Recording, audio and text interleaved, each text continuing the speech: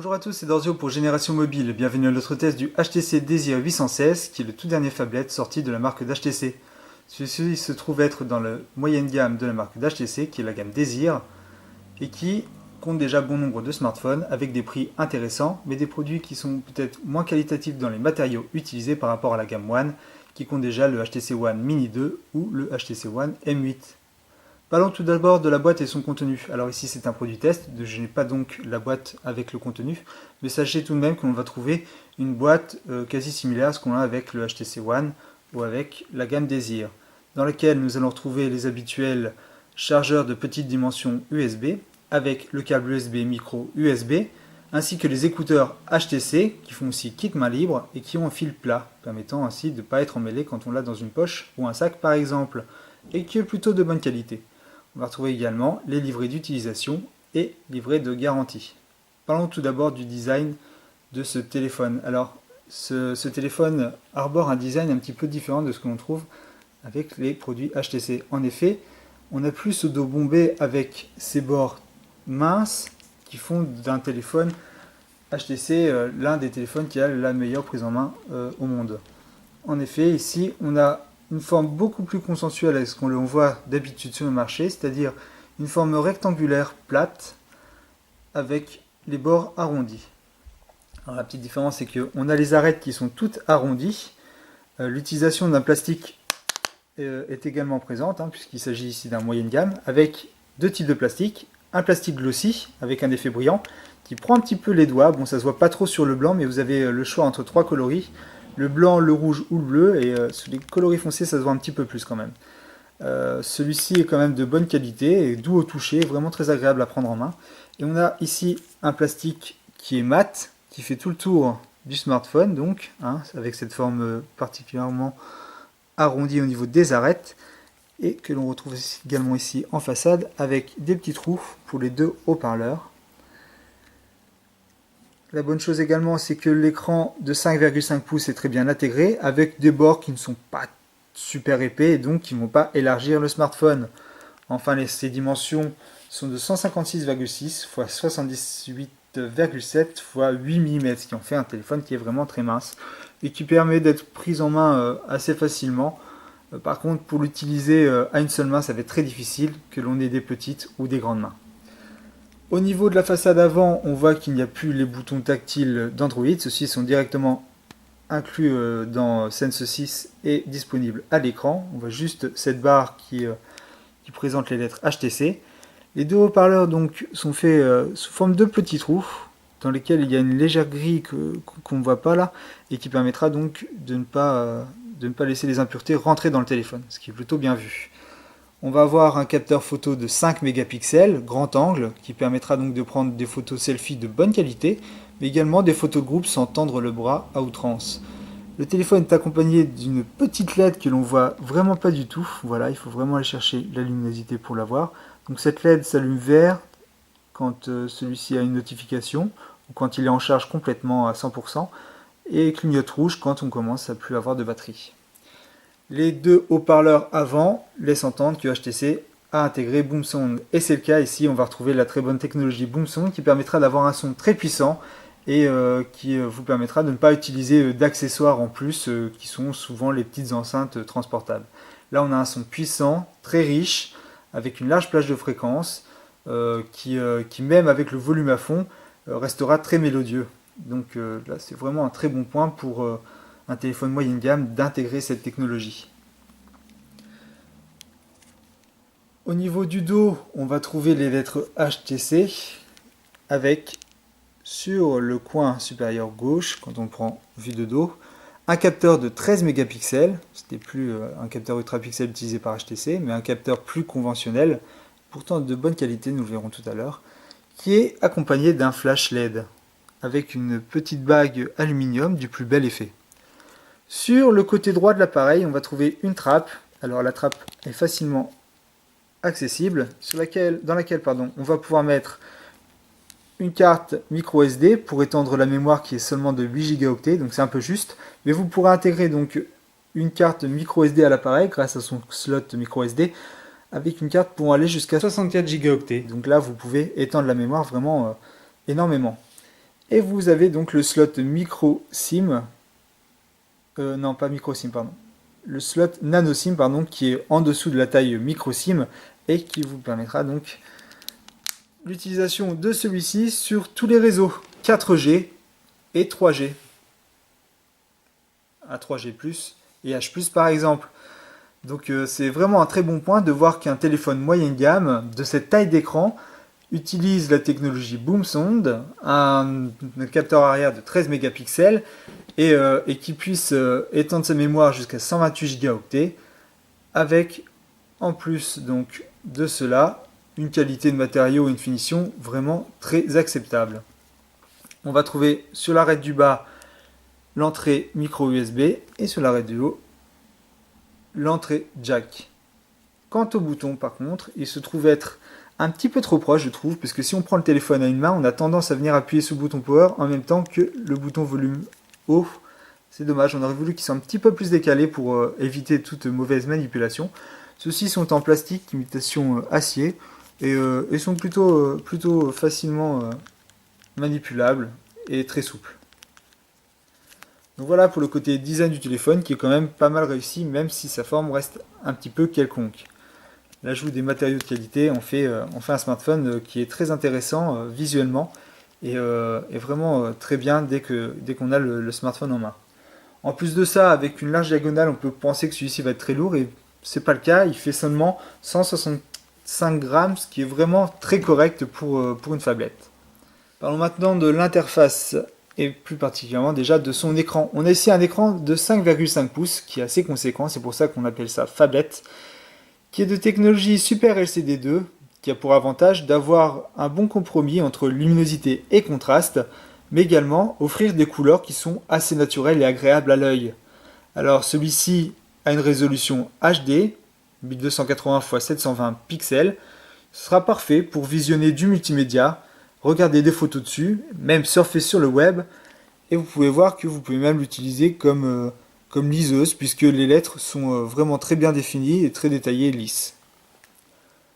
Donc ça c'est une technologie qui est vraiment très intéressante, et le fait d'utiliser une résolution HD n'est pas du tout pénalisante pour ce genre d'appareil, parce que l'écran est vraiment beau visuellement.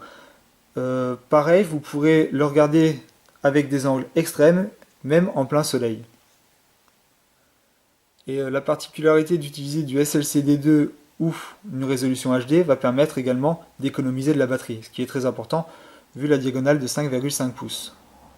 Au niveau de l'interface, on va trouver l'interface Sense 6, qui est la dernière interface d'HTC, ou tout du moins sa dernière version, sur laquelle on va retrouver Blinkfield, qui est un conteneur d'informations sur lequel vous allez pouvoir voir directement sur la page d'accueil tout le contenu à lire en ou hors ligne et que vous pouvez sélectionner facilement dans les menus. Alors vous pouvez afficher bien évidemment des services et applications tels que Facebook, Google+, Instagram par exemple, ou Twitter, mais également aller chercher du contenu directement en faisant ajouter du contenu et qui se trouve classé par genre, donc actu local, économie, design, lifestyle, politique, technologie et sciences, dans laquelle on va retrouver même Génération Mobile, que vous pourrez sélectionner si vous voulez, pour rester informé de notre actualité au niveau des smartphones et tablettes, mais également objets connectés et nomades.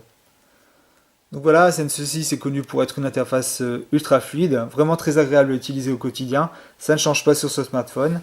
Niveau matériel, on a un processeur qui est le Qualcomm S400, qui est cadencé à 1,6 GHz et soutenu par 1,5 Go de mémoire RAM. C'est exactement le S400 qui équipe également le HTC One Mini 2. Et pourtant sur ce smartphone, il a l'avantage d'être mieux géré par une RAM un peu plus conséquente et d'être cadencé plus vite, ce qui offre de meilleures performances par rapport au HTC One Mini 2. Du coup, on va pouvoir faire fonctionner tout type d'applications, même des applications un petit peu lourdes, mais attention tout de même, donc il connaîtra des limites, surtout si par exemple vous jouez à un jeu vidéo en 3D sur lequel va apparaître énormément d'ennemis, on risque d'avoir un petit peu de ralentissement qui peuvent être un petit peu pénalisants par rapport à cela. Sinon il se débrouille vraiment très bien, même avec des jeux 3D très connus, comme Asphalt 8 par exemple, sur lesquels on va avoir le jeu qui va défiler vraiment avec une belle fluidité, une belle qualité d'image et surtout avec un son exceptionnel qui va venir enrichir le jeu. Alors je vais vous faire une petite démonstration pour que vous voyez la qualité sonore, également la qualité visuelle et voir comment celui-ci se débrouille facilement.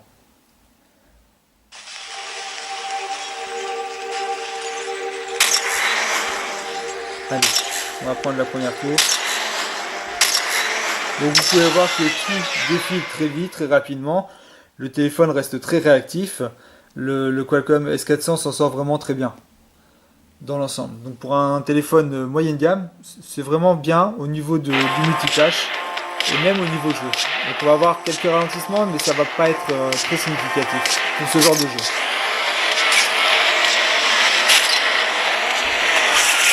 Donc là j'ai le son à fond, vous pouvez voir la qualité de l'image qui est vraiment très bonne. On va retrouver la même qualité pour les films. Et vous pouvez voir donc que celui-ci est très réactif et très sensible au niveau des capteurs, permettant ainsi une expérience de jeu vraiment très bonne.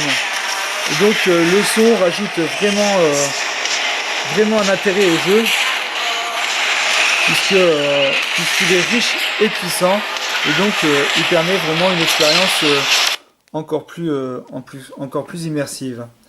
Donc voilà au niveau de la puissance de l'appareil, donc vous pouvez être sûr de faire tourner toutes sortes d'applications assez aisément sur ce Désir 816. Au niveau de l'appareil photo maintenant, on a un appareil photo avant de 5 mégapixels qui est vraiment très bon, qui permettra de faire des selfies de qualité, mais également des photos de groupe très facilement donc grâce à son grand angle, comme je vous l'ai dit tout à l'heure. Et on a l'appareil photo de 13 mégapixels arrière qui permettra de prendre des photos détaillées avec des couleurs assez naturelles et assez proches de la réalité, ce qui est vraiment bien.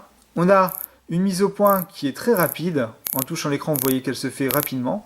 On a ici un bouton déclencheur qui prend une photo normale dès qu'on appuie une fois dessus. Si on reste appuyé, l'appareil photo prend des photos en rafale qui apparaissent ensuite pour choisir la meilleure photo si vous voulez en garder qu'une sur toutes les photos que vous avez prises. Ce sera très utile par exemple si vous avez un sujet qui est tout le temps en mouvement sur la photo, tel que des enfants qui courent par exemple, ou alors si vous faites des images de sport, ça peut être aussi très très sympa. Vous avez l'accès à la dernière photo que vous avez prise. Si vous faites des slides, bien évidemment, vous verrez toutes les photos que vous avez faites avant.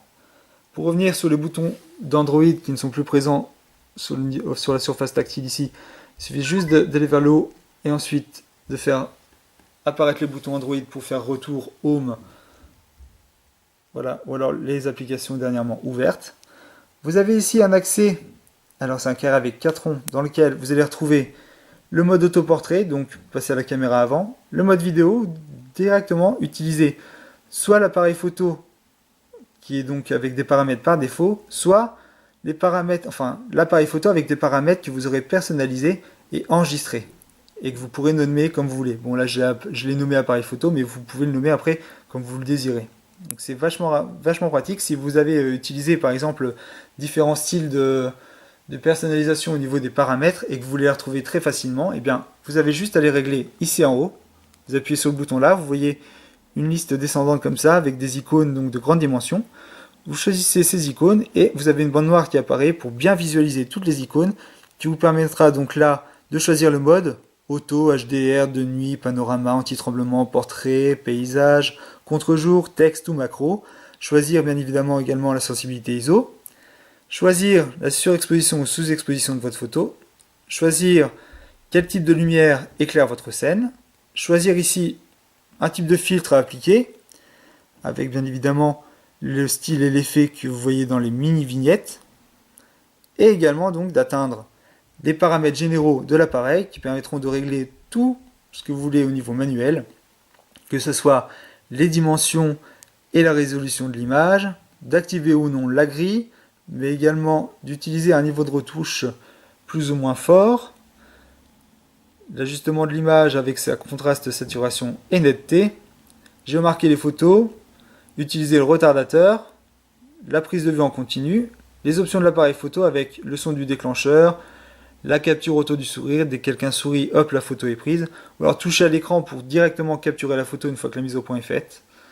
Vous avez aussi l'option du bouton volume qui vous permettra soit de faire un zoom sur la photo, grâce au bouton volume plus ou volume moins, et également donc capturer une image si vous le désirez. Alors c'est là que le bouton power étant trop proche, si vous utilisez le bouton volume, faites attention de ne pas trop ripper parce que vous allez vite éteindre votre smartphone au lieu d'utiliser le bouton volume pour prendre la photo. Ça serait dommage.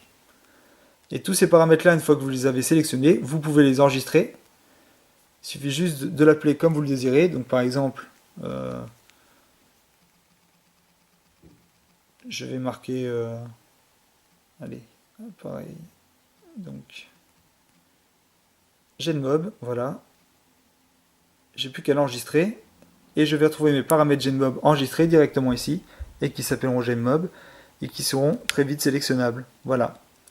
Et vous voyez que si je mets en mode paysage, eh bien toutes les icônes se retrouvent en bas et sont toutes retournées pour pouvoir être lues facilement. Bien évidemment, en haut à droite, on a ici le mode flash automatique, toujours le flash ou sans flash. Donc voilà pour l'appareil photo. Vous pouvez voir qu'il manque tout de même une chose qui est assez sympa sur Sense 6 avec le HTC One M8 et qu'on ne retrouve pas ici, qui est l'application Zoé. Effectivement, on pourra avoir les vidéos highlights, donc ces vidéos qu'on va trouver dans la galerie, mais Zoé n'est pas là. Donc Zoé, c'est une mini scénette qui va être enregistrée, vidéo, dans laquelle on va pouvoir ensuite supprimer des éléments, faire des effets stromboscopiques, vraiment tout un tas de choses. Je vous invite à aller voir les tests du HTC One ou du HTC One M8 sur notre chaîne YouTube GenMob, sur laquelle vous allez pouvoir voir donc des exemples de ce que vous pouvez faire avec HTC Zoé. Et là c'est vraiment dommage, il manque cruellement ce HTC Zoé, puisqu'on a un appareil photo de 13 mégapixels qui va faire des photos vraiment de bonne qualité, qui seront très détaillées, dans lesquelles on va pouvoir zoomer avec des couleurs vraiment très naturelles et proches de la réalité. Bon, on est un petit peu moins performant par contre quand la résolution, enfin pas la résolution pardon, quand l'exposition, enfin la lumière de votre scène commence à diminuer, donc les photos nocturnes et les choses comme ça, l'utilisation du flash sera conseillée. Et d'ailleurs, je suis très surpris par rapport au flash parce que il démérite pas, hein, cet appareil photo est vraiment très bon sur ce smartphone. Il peut très bien concurrencer des hauts de gamme qui sont 2 fois plus chers pratiquement, hein. Et l'utilisation du flash ici est bien contrôlée par l'interface d'HTC qui va réussir à doser la puissance du flash pour ne pas cramer la photo, pour pas avoir une photo moche. Et du coup, vous allez avoir des photos de portrait même prises de très près du personnage. Et ben, ce flash ne va pas cramer votre personnage et vous aurez donc du détail dans la couleur au niveau du personnage. Et là, c'est vraiment un bon point au niveau de cet appareil photo. Donc voilà pour l'interface appareil photo et l'appareil photo donc avant et arrière de ce HTC Desire 816. On va trouver également l'application donc musique, l'application galerie que l'on connaît déjà chez HTC. Donc galerie qui va permettre d'afficher ici vidéo highlights. Donc c'est un panorama, un diaporama pardon, dynamique qui vous permettra de faire défiler les photos. Avec du son, donc comme ceci, voilà. Donc c'est plutôt sympa. Vous allez pouvoir faire ce petit diaporama donc animé avec les différentes photos que vous pourrez sélectionner. Alors je reviens en arrière, que vous pourrez sélectionner en faisant modifier ici toutes les photos d'une série que vous aurez prises. Vous n'avez plus qu'à les cocher pour les faire apparaître dans votre vidéo. Vous pouvez également donc modifier et remixer le contenu pour avoir un ordre un petit peu différent de l'ordre chronologique, rétablir l'ordre chronologique, enregistrer bien évidemment votre séquence et ensuite la partager sur les réseaux sociaux. Vous avez aussi les paramètres de musique qui permettront de choisir le titre que vous le désirez, soit un titre par défaut proposé par HTC, ou alors un titre de votre playlist, mais également juste le morceau de musique que vous désirez. Vous voyez, c'est vraiment très intuitif et très facile à faire, donc du coup vous pourrez utiliser votre playlist et utiliser juste ce que vous voulez du morceau de musique que vous aurez choisi. Voilà. Et vous pouvez aussi également inclure, en plus des photos, des vidéos qui pourront ou non être muettes, ou alors garder le son, en plus du son qui va défiler avec le diaporama. Donc c'est vraiment un petit côté sympa qui est encore bien vu avec Sense 6 et que l'on retrouve. C'est vraiment une plus-value Sense 6 sur un téléphone moyenne gamme. Ça c'est incontestable, quoi. Donc ici on a un téléphone qui est moyenne gamme et qui peut vraiment se vanter d'avoir une bonne qualité au niveau audio, photo et au niveau interface. C'est vraiment l'un des tops au niveau moyenne gamme, je pense. Donc voilà pour la galerie. Donc pareil, on peut la gérer par événement, jour, mois, année, et également la faire défiler donc par date, sur lesquelles vous allez voir les différentes séries de photos que vous aurez prises par date, mais également sous différents types de dossiers ou d'albums, par lieu. Donc si vous avez géomarqué vos photos, vous pourrez les voir apparaître par lieu, et ces photos, vous pourrez même savoir sur la carte d'où elles proviennent, ce qui est plutôt fun. On va également avoir l'application musique qui ne différencie pas de ce qu'on trouve déjà sur le HTC One M8. C'est-à-dire que vous allez pouvoir avoir la mise à jour de vos pochettes d'albums qui se fera automatiquement toute seule, grâce à une connexion internet bien évidemment. Et donc c'est Grace Note qui offrira la possibilité de trouver les pochettes par rapport donc, à vos albums et vos titres. Et vous permettra même de faire défiler sous forme de karaoké les paroles de la chanson qui sera en train d'être écoutée. Ça c'est vraiment fun et ça fait donc une mini station karaoké en plus. Donc voilà, écoutez, j'ai fait le tour au niveau de l'interface et au niveau de sa puissance. A noter maintenant au niveau de l'autonomie, celui-ci offre une autonomie vraiment décente. On peut aller jusqu'à 2 jours avec ce smartphone si vous l'utilisez de façon moyenne, ce qui est vraiment très conséquent, notamment grâce à l'écran qui est de technologie SLCD2 avec une résolution très correcte mais qui n'est pas non plus super élevée. Du coup, on va économiser encore de l'énergie. Vous avez même un mode écho que vous pouvez activer directement sur les raccourcis ici, qui sont formés par les petites icônes, avec un mode extrême qui permettra d'utiliser simplement certaines fonctions du téléphone pour vraiment aller dans les derniers retranchements lorsqu'il vous reste peu de batterie. Alors vous pouvez choisir d'activer ce mode extrême qui vous permettra simplement de téléphoner, d'envoyer des messages, de consulter votre agenda, de faire calculatrice et de checker vos emails tout de même. Mais sinon il va couper tous les réseaux et donc du coup il n'y a que lorsque vous allez checker vos mails que vous allez pouvoir utiliser le réseau. Sinon, tout est coupé pour juste offrir la téléphonie et l'essentiel d'un téléphone et permettre ainsi de garder énormément de batterie et le téléphone allumé très très longtemps même s'il vous reste que 5% de batterie. Ça c'est un mode qui est vraiment génial et qui est vraiment le bienvenu que l'on retrouve déjà avec Sense 6 sur différents appareils de HTC. Donc la batterie n'est pas amovible hein, puisqu'il s'agit ici d'une coque unibody hein, qui ne peut pas s'enlever et elle est de 2600 mAh, donc c'est pour ça qu'on a quand même une très bonne autonomie. Donc celui-ci est tourné vraiment multimédia avec le son et la qualité d'image, c'est indéniable. En plus avec la grandeur d'écran on pourra vraiment avoir une très bonne expérience quand on va aller surfer sur le web ou alors si on veut même lire plusieurs articles ou même des e-books. Ça sera vraiment l'idéal puisque il reste très compact pour une taille d'écran qui est assez grande. Au niveau connectivité, celui-ci a tout d'un grand puisqu'il a la NFC, donc la technologie sans contact. Il a donc un Wi-Fi qui capte très bien, le Bluetooth 4.0 qui fonctionne également à la perfection et il intègre le réseau 4G. Vous allez pouvoir donc capter la 4G avec ce smartphone moyenne gamme. Non, franchement, il est vraiment très séduisant par rapport à sa connectivité, son design et sa puissance. Voilà, donc je crois que j'ai fait le tour de l'appareil. Je vais donc maintenant donner ma petite conclusion.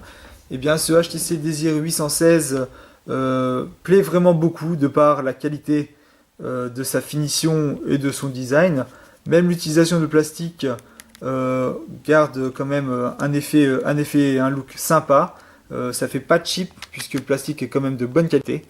Au niveau de l'interface, on a l'interface Sense 6 qui est vraiment puissante, fluide, agréable à utiliser au quotidien, très bien faite avec les applications HTC. C'est vraiment une plus-value pour un téléphone moyenne gamme. En plus de ça, il intègre le système Boom Sound qui sera excellent pour le multimédia grâce à un excellent écran qui est large de 5,5 pouces. Vous allez pouvoir regarder les films et avoir une immersion totale lorsque vous jouez à des jeux vidéo par exemple, ou alors si vous voulez écouter de la musique avec un son puissant et mélodieux. L'appareil photo en lui-même est aussi également très bon et pourra véritablement venir concurrencer les appareils photo des appareils concurrents haut de gamme sans difficulté grâce à un capteur 13 mégapixels très bon et sa très bonne application photo. Son autonomie est aussi très bonne. Franchement, je vois pas énormément de défauts sur ce smartphone. Et en plus de ça, il a un prix annoncé maintenant à 300 € pour certains sites, mais sinon vous trouvez une fourchette entre 330 et 350 € pour ce HTC Desire 816 qui est d'ores et déjà disponible à la vente. Donc voilà, si vous avez des questions sur cet appareil, je vous invite à les laisser sur le test écrit ou sur le forum de generationmobile.net.